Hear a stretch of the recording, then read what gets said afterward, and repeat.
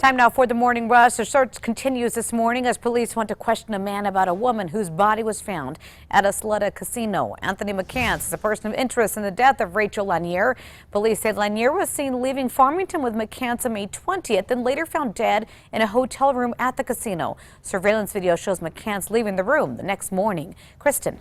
Storms and showers returned to the state this afternoon, first over central areas, then pushing into eastern New Mexico. Some of those storms could be on the strong to severe side. Watching for large hail, damaging winds, isolated tornadoes. Most of this clears tonight. Another round expected by the time we hit Wednesday afternoon.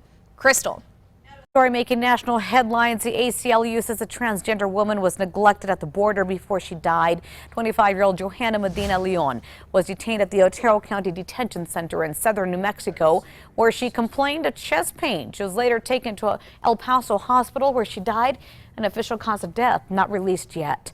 New news for you this morning. Las Cruces will soon receive thousands of dollars to help migrant families. The Journal reports the city will get $250,000 from the state. The city says it applied for the help after the governor notified officials that funding would become available. This morning, crews in southern New Mexico will put the finishing touches on their privately built section of a border wall. All that's left, lighting and a roadway pavement around the property. The group called We Build the Wall raised more than $20 million through a crowdfunding page. The final piece of fencing was installed yesterday. On to new news for you this morning. The Santa Fe School Board pushing back against a rising tide of electronic cigarette use by high school students.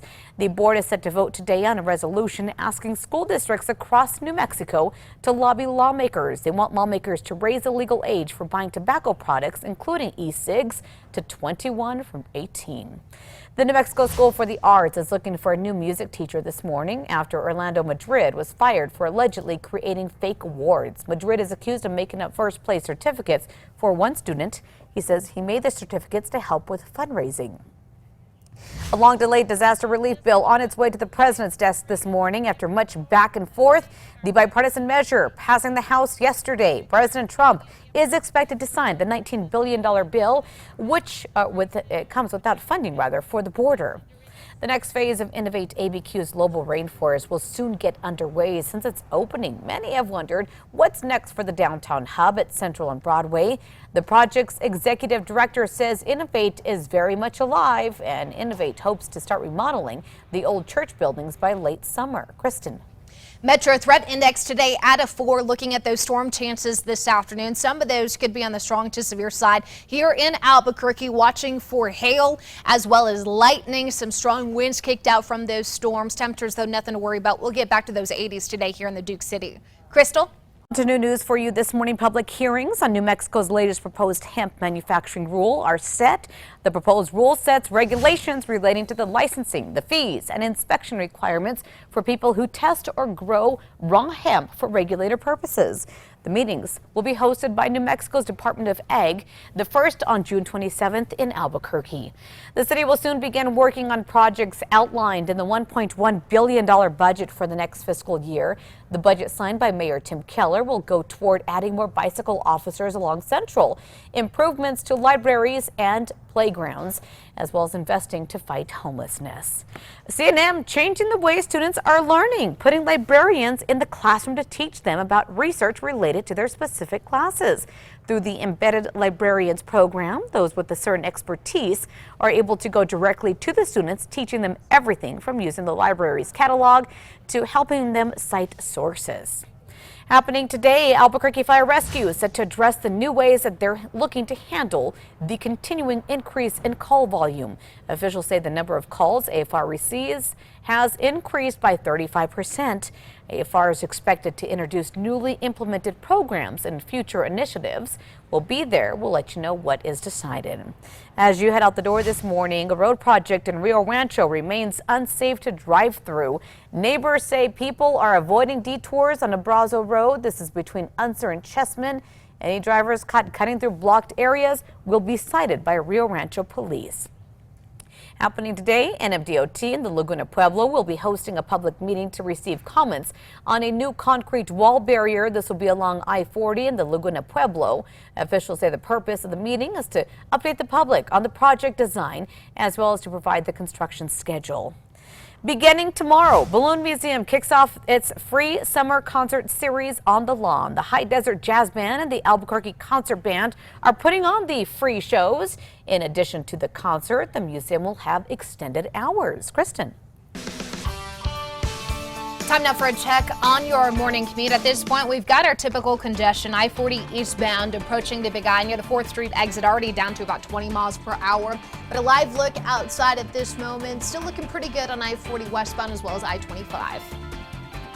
All right, now that his extraordinary run is over, Jeopardy contestant James Holzhauer racking up more than $2 million in winnings. That's what he's walking away with this morning. His 32-game winning streak ended last night at about $58,000, just shy of Ken Jennings' record in 2004.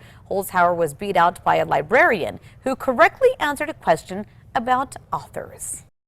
We're taking you back 54 years ago on this day in 1965. We had 2-inch diameter hail reported in Union County and winds so strong it actually rolled a camper 2.5 times. 2 occupants there were injured. That was on this day 54 years ago. Now for the 5 facts. At number 5, an Albuquerque Police Service aide is being praised this morning for going above and beyond and helping a blind man in an unexpected way. Abigail Jaramillo says she volunteered to take a call on Sunday.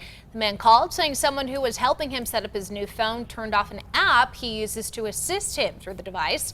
Jaramillo told the man they are there to help regardless of the scenario. Number 4, new this morning, the Santa Fe School Board set to vote today on a resolution aimed at vaping. The New Mexican is reporting the board is voting on a resolution that asks school districts across the state to urge lawmakers to support an increase in the buying age of tobacco products to 21.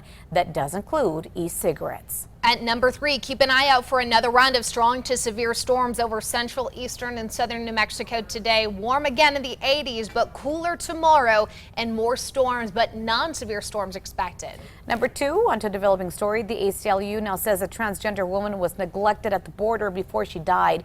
25-year-old Johanna Medina Leon was detained at the Otero County Detention Center where she complained of chest pain. She was later taken to a hospital in El Paso where she died. Official cause of death not released just yet, but the ACLU and other activist groups are now calling on government officials to address health care at detention facilities. On to number 1 now, and happening right now this morning, police asking for your help finding this man. They believe he could be involved in a suspicious death of a woman that he knew. Police say Anthony McCants is a person of interest in the death of Rachel Lanier. Police say Lanier was last seen leaving Farmington with McCants on May 20th. She was later found dead in a hotel room at the Isleta Resort and Casino. Surveillance video shows McCants leaving the room the next morning. Police are asking anyone with information about McCants to call them.